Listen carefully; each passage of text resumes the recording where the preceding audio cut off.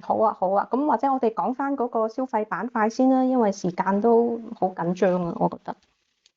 咁係啦，咁我哋頭先睇到啦，即係內房板塊，我就用咗一個比較多嘅時間去分析翻俾大家聽啦。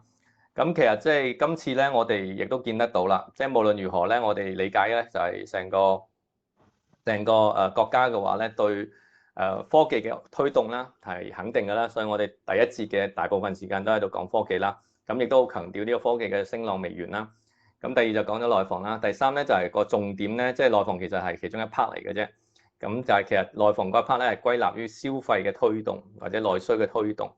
咁內需嘅推動咧，其實有好多相關嘅政策係落實緊嘅，譬如一啲國保嘅政策啦，例如甚至乎我哋關注緊嘅互聯網金融啦，亦都有啲財息嘅政策出咗嚟啦。咁啊，我哋亦都見到水漲船高啦。咁啊，好多個企業咧就係嗰個表現咧係相當之出色嘅。咁啊，我列一啲咁樣嘅股價俾大家參考下啦。例如嗱，呢個係一個新洲國際啦。咁你冇睇佢咩喎？即係喺沉喺個底部啦，咁仲梗係好啦，沉喺個底部仲好啦。咁呢啲咧又係有一個少少個，我覺得有個機會係週期反轉㗎啦。咁但係未知㗎，呢個唔係一個推薦股票啦，亦都唔好跟龍青買股票啦，我啲口頭禪。咁所以咧，大家有啲問咩太興集團嗰啲咧，我從來冇講過嗰啲咧，就唔好意思啦，我真係唔應該再講啦，我都覺得希望大家理解翻啦。咁啊，如果你哋唔知道點解你會買嗰隻股票咧，就唔應該去持有㗎嚇。咁啊，新洲國際啦，咁就安踏體育啦，安踏體育 which 我哋係有提過啦，係咪？咁就大概80蚊樓下嗰啲位啦。咁我當其時我仲話，希望佢見到65蚊啦。咁當然冇啦，冇就即係一路升啦。咁但係即係個勢頭係強嘅。咁即使係勢頭強，咁其實佢距離佢個相對高位或者比科技板塊咧，其實佢依然係落後板塊啦。咁啊，有人亦都問百威亞太啦。咁百威亞太亦都係我哋一個好威水嘅戰績啦，係咪？即係如果當其時我哋應用咗所謂嘅九股策略，我都唔講我基本面分析啦。咁我哋1月中12月底講嘅，咁但係你1月中買仲平啲。咁我哋唔好當買自己買最低位啊。咁你當買7蚊咁計啊。咁你依家8個8嘅話咧，咁除翻7蚊。咁其實咧，如果你有執行嘅話咧，咁其實今年嘅目標已經夠㗎啦，25% 以上嘅回報。咁當然未完㗎，我哋相信佢依然係。佢係有一個幾正面嘅信息嘅，就係話佢雖然個舊年嘅業績係好一般，咁但係佢派嘅息口咧係好慷慨。咁呢啲咧係一個反轉嘅一個跡象啦。咁所以亦都見到佢亦係連續六週啦。咁我哋亦都見到好啦，好似一啲消費即係飲食板塊啦，咁啊海底撈啦，咁亦都係見到佢個情況亦都似啦。咁但係呢啲咧未必係一方面嘅消費啦。咁啊，消費當然亦都包括咗汽車啦。咁汽車就好競爭激烈嘅，咁就即係比較難講啲。咁但係一啲 IP 管理啦，譬如泡泡瑪特啦，咁呢個就長期牛股嚟㗎啦，舊年都好犀利。咁啊，蜜雪冰城啦，係咪今年嘅一個新嘅一個上市，即係餐飲啊或者即係茶飲啊，咁亦都有一個好強嘅表現啦。咁啊，呢一個咧其實都係再話俾我哋聽咧，有一啲機會嘅。咁所以咧，我哋覺得即係喺個未來嗰個過程當中咧。消費板塊咧，其實我哋揾到一啲咧，譬如大嘅企業或者呢啲泡泡瑪特啊、蜜雪冰城咧，我哋係好難出手嘅。咁但係新洲國際嗰啲咧，相對係會平少少啦。咁但係咧有一紮咧，其實我哋會認為係比起我哋理解當中，亦都有一啲更加優質嘅。咁嘅一啲機會啦。咁所以咧，我哋會覺得即係消費板塊嘅輪動咧，應該會分分鐘會到佢啦。咁啊，除咗消費板塊之外啦，順便一提啦，銀行板塊亦都有政策支持啦，所以包括保險板塊亦都有政策支持啦。咁所以咧，我哋呢個兩會期間呢個政策解讀咧，其實都幾過癮嘅。咁就都有啲地方係可以慢慢去逐步理解啦。咁啊，包括譬如保險板塊嗰個1000億嘅一個投資金額嘅一個即係一啲部署啦。咁呢啲。再都喺度推動緊資本市場嘅上升，咁呢啲都係水漲船高嘅概念嚟嘅，咁大家可以留意翻咯。咁喺消費板塊當中咧，即係嗱，剛剛你分享有一啲股票咧就都升得幾好啦。其實有冇一啲漏網之魚，即係而家都仲係比較低估值嘅，有機會可以留意嘅咧？咁我就唔會用漏網之魚去理解佢嘅，咁但係即係咧，我會覺得有啲企業咧，其實個理念啦或者邏輯可能相對都強嘅，咁但係咧個估值亦都比較便宜啦，咁但係即係個動力咧即係上升就未到佢啦。咁我都亦都相信我開呢個名嘅話咧，我推動唔喐佢嘅市值啦。咁所以我都唔會咁吝嗇嘅。咁呢個咧就係嗰個半新股啦，都叫做美的集團。咁大家都聽過我講過幾次㗎啦。咁啊係一個優質嘅商業模式啦。咁公司喺或者優質嘅企業或者佢個護城河啦，唔好話商業模式。公司嘅護城河係強啦，喺白色家電又好，喺家電方面嘅版圖建立嘅話咧，其實佢係即係叫跑出咗㗎啦。咁美的電器又好，或者空調又好，咁其實同格力電器或者格力嘅空調，其實原來係叮當碼頭或者即係格力稍強啲啦。咁但係即係呢幾年落嚟咧，我哋見到即係美的係真係越做越好嘅。佢亦都係屬於先行嘅一批喺中國上市之後喺香港上市嘅企業啦。咁嚟緊今年包括寧德時代啊，唔知茅台會唔會嚟香港上市啦？咁但係陸陸續續咧都會帶動到港股嘅一啲即係機會啦。咁呢個咧就係喺舊年上市啦，咁個股價最高亦都飆到100幾蚊嘅。如果個銷量或者舊年個銷售咧，其實我哋唔覺得會差嘅。今年嘅業績應該嚟緊都會公布啦。咁希望係會比較理想啦。咁但係即係最重要咧就係個估值啊，得13倍幾嘅 PE 啦。即係我哋都認為佢係龍頭企業，亦都認為佢個增長亦都有國際市場去搶佔嘅。咁亦都有即係所謂嘅 AI 或者嘅機械人概念啦。亦都擁有一個非常之高質嘅一個管理層啦。所以 A 合格啦，B 亦都高分啦。C 雖然唔係話絕對高分啦，但係亦都肯定係合格啦。所以咧，我會覺得即係美的集團呢啲咧，我哋買落去咧，即係會安心啲，亦都覺得即係遲早到佢咁樣嘅諗法就會有咯。但係就未必係真係會實現嘅嚇。希望大家喺投資嘅時候咧，亦都會充分考慮風險啦。所以咧就希望大家亦都唔好跟我買股票啦。費事大家之後又追問我嗰隻股票點解唔升，嗰隻股票唔升啦。大概消費板塊嘅分享呢度係一個幾好嘅一個部分啦，係咯。好好啊，好詳細啊！咁咧，即係兩會當中咧，其實對嗰個互聯網金融咧，應該都有啲政策㗎喎。龍青有冇啲咩可以同我哋分享啊？互聯網金融都幾得意㗎，都有啲嘢可以講下嘅。咁我唔知大家有冇跟開啦，咁大家有跟開，應該都未必跟到我咁足㗎啦，因為我有10幾個人幫我手。咁咧我就本來準備咗呢個阿里啊、京東啊或者拼多多嗰啲 GMV 嘅2月份嘅最新數據。但係依家冇時間講俾大家聽啦。志玲或者主持人問到呢一個互聯網金融啦，亦都係頭先我帶出嚟嘅其中一個信息啦。咁我哋可以講一講嘅。財政部部長啦，藍佛安啦，就喺兩會期間咧，就喺記者會上面講咗啦，就會重點喺重點領域入邊咧，喺個人消費貸款咧，給予呢個財政嘅貼息嘅一個減輕當期支出嘅壓力。呢個點樣理解咧？其實就係話中央為咗大力振興嘅一個消費嘅話咧，呢個係2025年嘅首要工作啊嚇，即係呢個強調再強調㗎啦。咁咧會係為民生啦，促消費啦。消費當中肯定會有啲互聯網嘅消費啦。或者一啲叫即係小額貸款啦，或者消費貸款啦。呢度咧會係去幫助推動增長或者個主動力嘅一個定位啦。我哋理解呢個政策嘅方向咧，就係未有具體政策出現㗎嚇。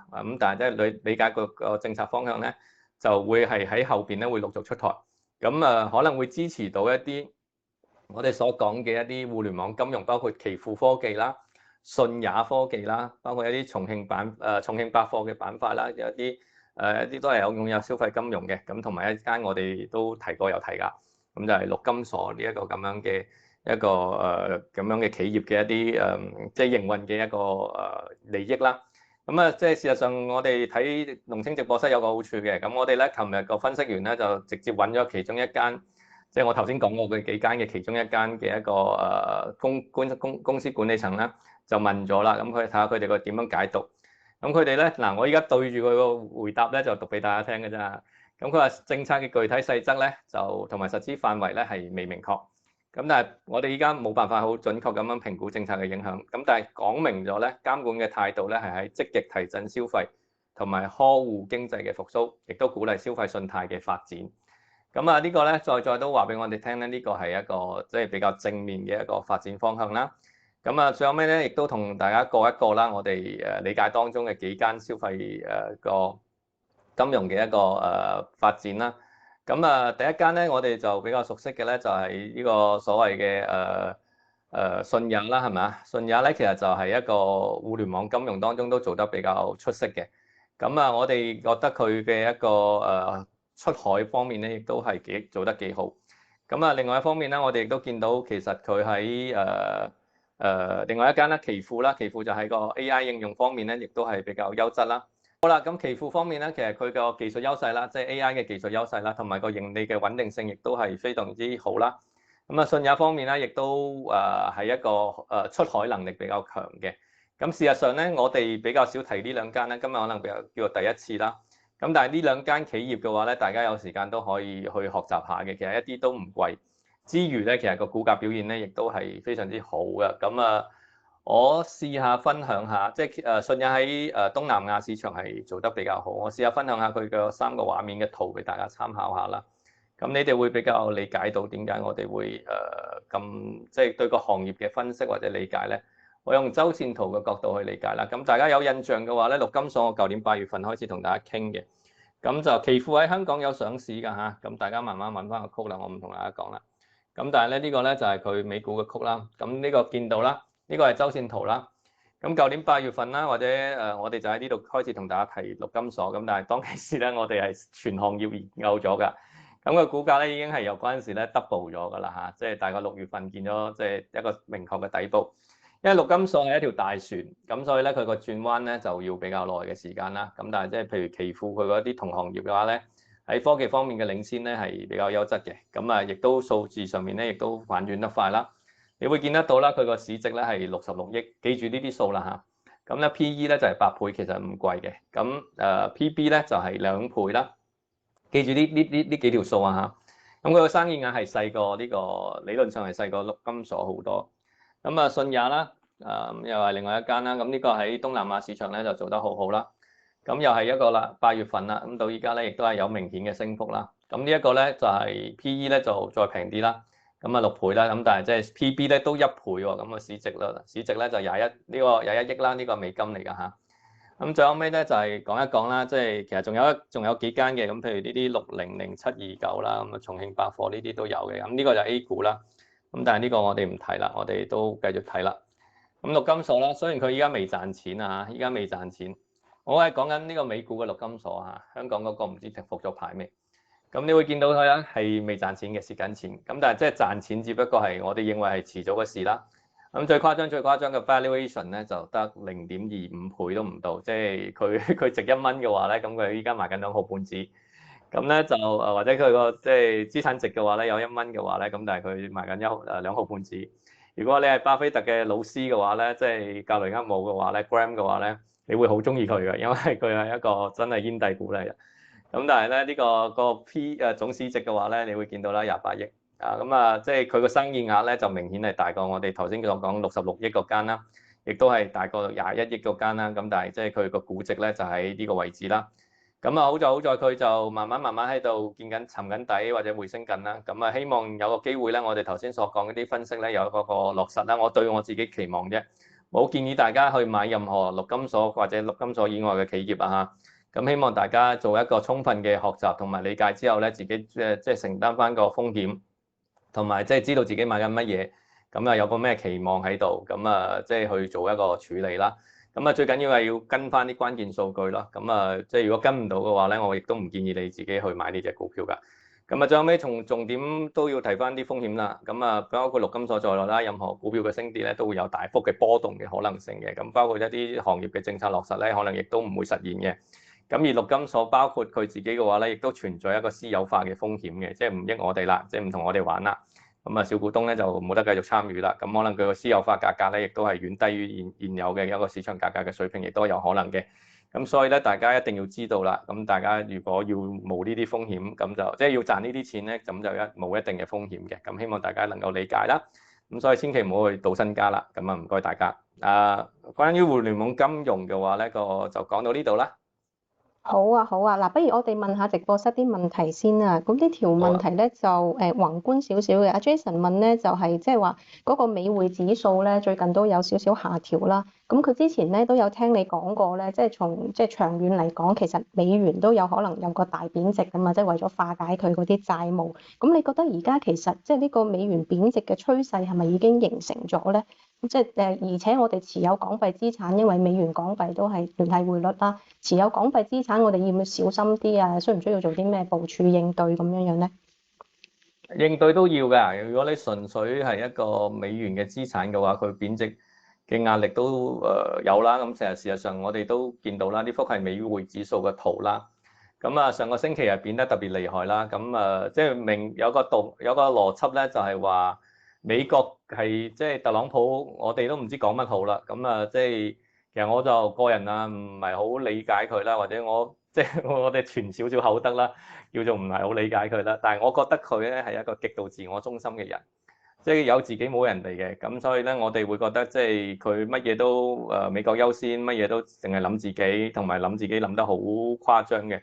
如果大家有睇翻佢唔知星期三定星期四嗰晚嘅即係總統演説嘅話咧，我自己真係睇完之後或者睇人哋啲總結之後咧，我都覺得哇點會有呢啲咁嘅人㗎？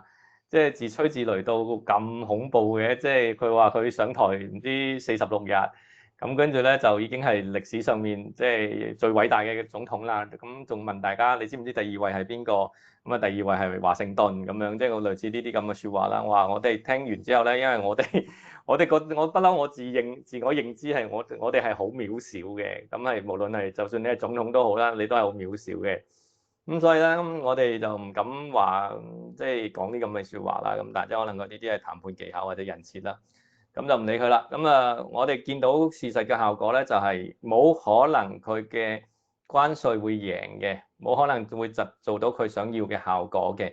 即係話佢透過徵收關稅咧，可以有1萬億嘅一個即係政府收入嘅話咧，發夢啦，即係發夢冇咁做。我覺得你最多可能賺到100-200億嘅啫，即係收多100-200億嘅啫，因為好明顯個 supply chain 就唔會做呢件事，即係你有幾萬億嘅一個或者入口都好啦，咁你呢度其實你係會轉嫁㗎嘛，咁就算人哋唔賣俾你，或者你個入口商或者出口商冇錢賺，你幫人哋同你做生意，即係呢個世界即係殺頭嘅生意有人做，蝕本嘅生意冇人搞㗎嘛，咁所以。你冇可能喺嗰度收到你預期當中嘅即係25%預期當中嘅呢個1萬億嘅一個財政收入。咁所以但係即係未見好處啦，就先見其弊啦。咁我哋見到即係美國嘅通脹就明顯有動力啦。咁另外一方面咧就經濟嘅活力咧就反而下降咗啦。無論係從失業率啦，或者係 PMI 嗰啲數字都開始反映翻呢啲角度出嚟啦。咁所以咧就美元啊，咁呢個就出現咗美國嘅一個所謂嘅滯脹嘅一個局面啦。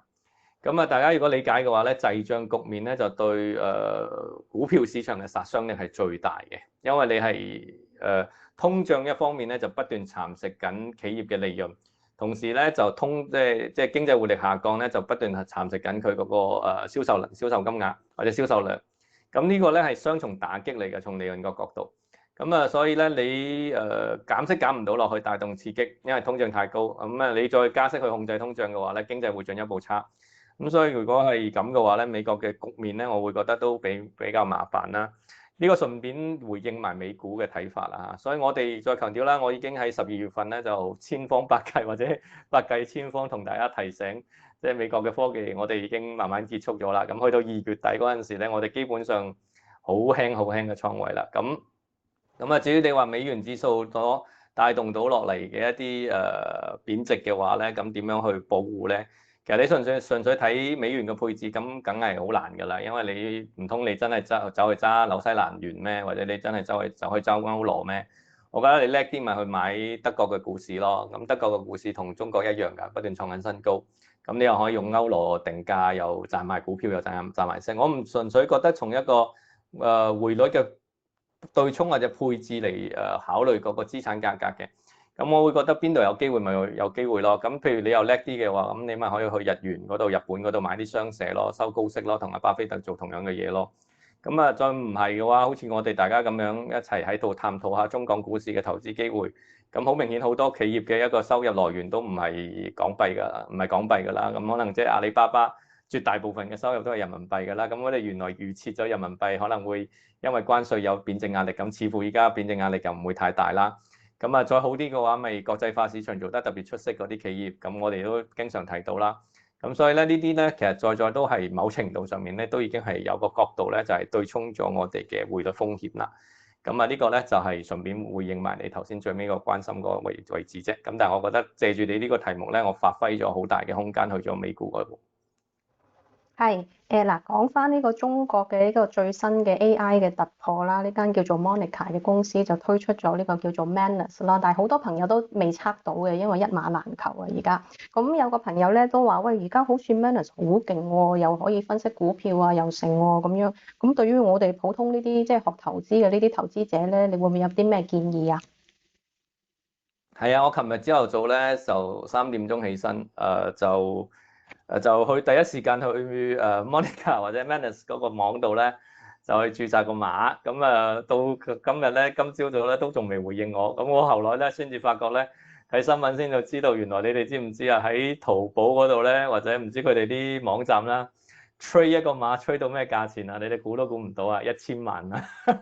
唔係啩1000即萬？係最平嗰個168萬啦，咁亦都有呢啲啦。咁我會覺得好好笑咯。咁但係即係唔緊要啦。我諗即係有人咁開價咁睇下，咁咪應佢嘅啫。咁所以咧，我哋咁樣理解嘅。咁就Manus 咧就係一個人工智慧代理啦。咁佢可能會幫我哋真係做股票分析啦。琴日我都發咗我哋我呢段新聞咧俾我哋相關嘅同事啦。咁我話嗱，你哋小心啲啦，我哋方方面面都喺度俾人取代緊㗎，即係包括咗。即係我哋譬如投研部啦，或者分析部啦。咁我話嗱，呢度咧，佢可以幫我哋分析股票㗎。咁第二咧就係我哋嘅行政部啦，佢可以幫我哋篩選履歷啊，同埋即係幫我哋安排行程啊。咁啊，第三就係我哋嘅即係同客戶服務啦，或者即係龍青小助手嗰扎啦。我話嗱，你哋小心啲啊！啲會議記錄人哋一個 AI 撳一個掣就得啦。咁事實上大家睇到我今朝個 PPT 我都係用咗5分鐘，用一個 AI 幫我做突出嚟嘅。咁但係其實都 OK 啦，係咪？咁所以咧，我哋會見到即係以後咧就工作人員嘅話咧，只係分開暫時啊，未來短期即係3-5年時間咧，就分開兩類，一種咧就係識得用 AI 嘅人，同埋一種唔識得用 AI 嘅人。咁你問我，你依家完全話 AI 就可以做晒我做嘅嘢咧，我唔信嘅，我絕對冇可能。咁但係咧，即係我會覺得，即係假以時日嘅話咧，佢會大幅度提升我哋公司嘅效率啦，或者即係全社會嘅效率，呢個係真嘅。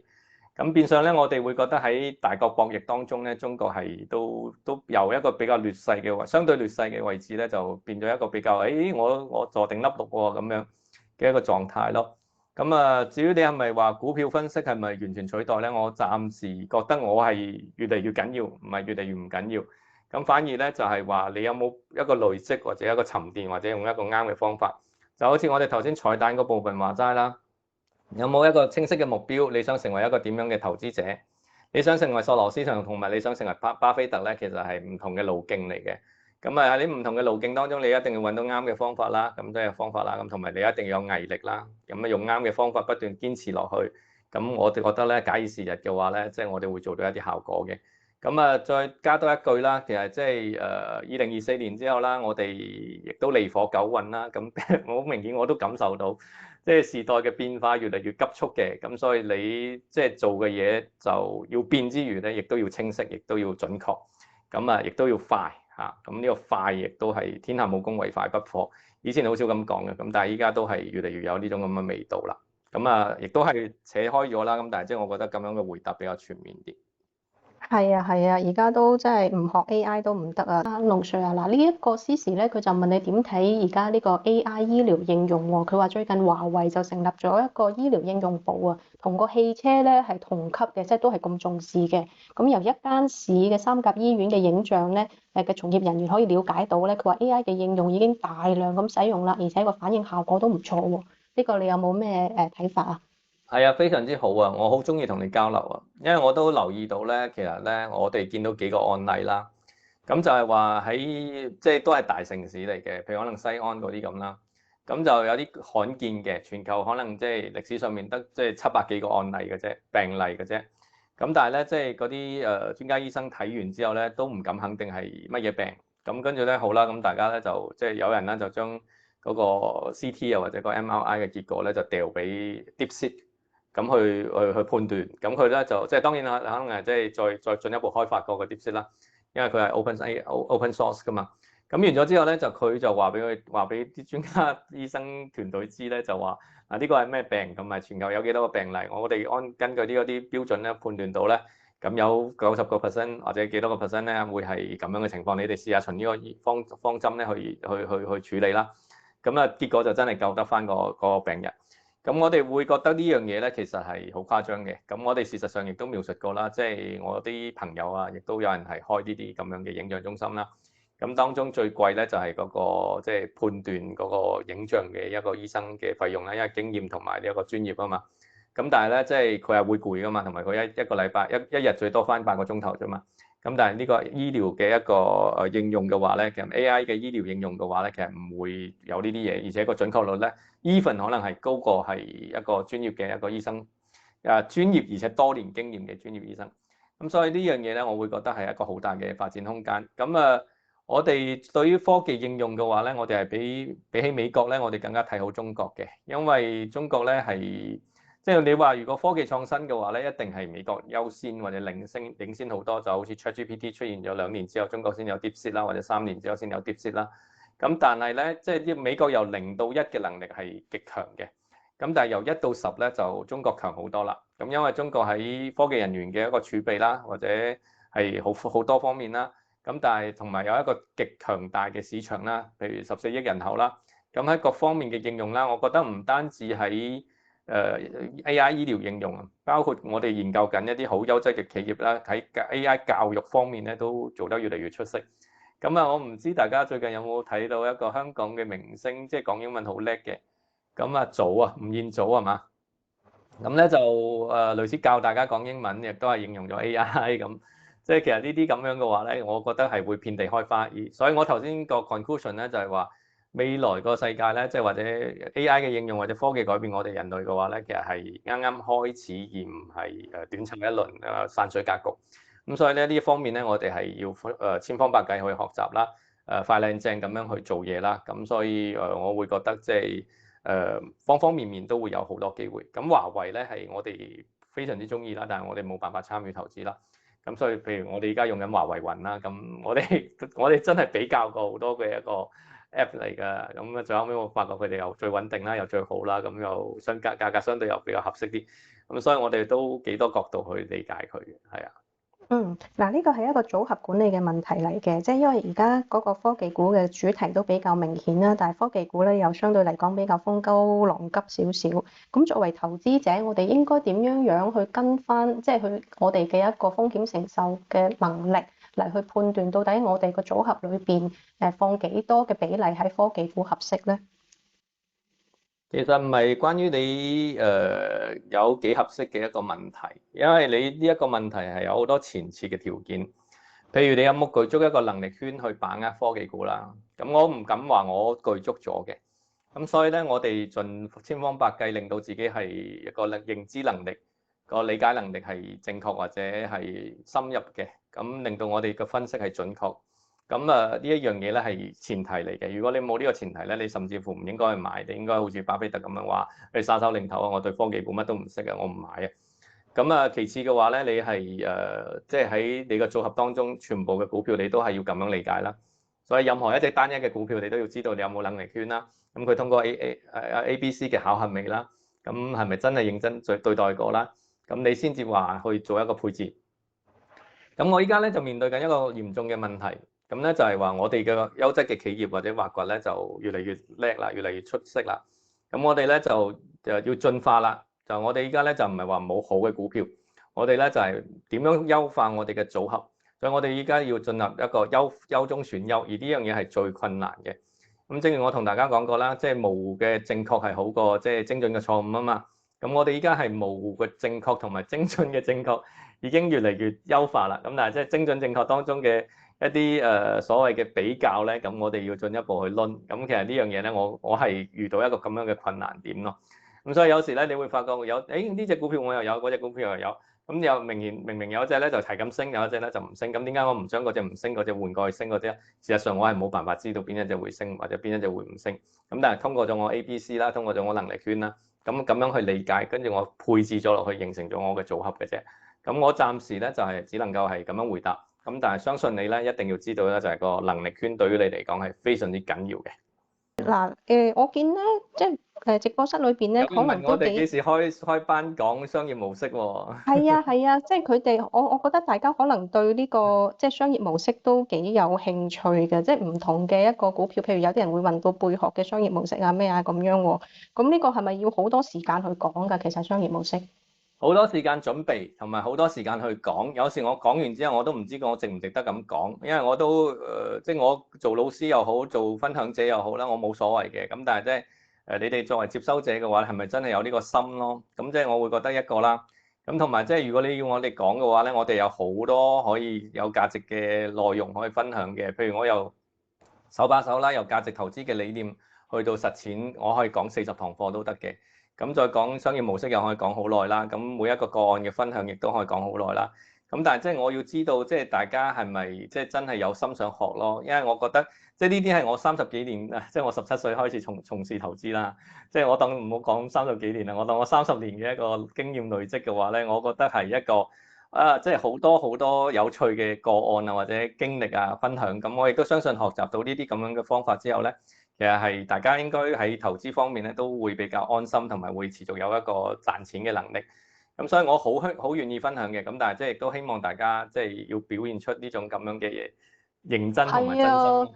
係啦，如果淨係想聽 number 就冇必要講㗎啦。即係如果真係想學嘅話，咁話你成30年嘅一個經驗嘅累積喎，咁應該大把嘢學啦。淨係聽案例都當中我肯定即係我諗我預計啦嚇，咁當然我都盡量試一試堂啦，或者可能我下半年啦，或者4、5月份之後啦，咁睇下有冇時間，即係呢個小助手又肯幫手嘅，咁所以大家都要多謝下小助手，支持下小助手嘅活動。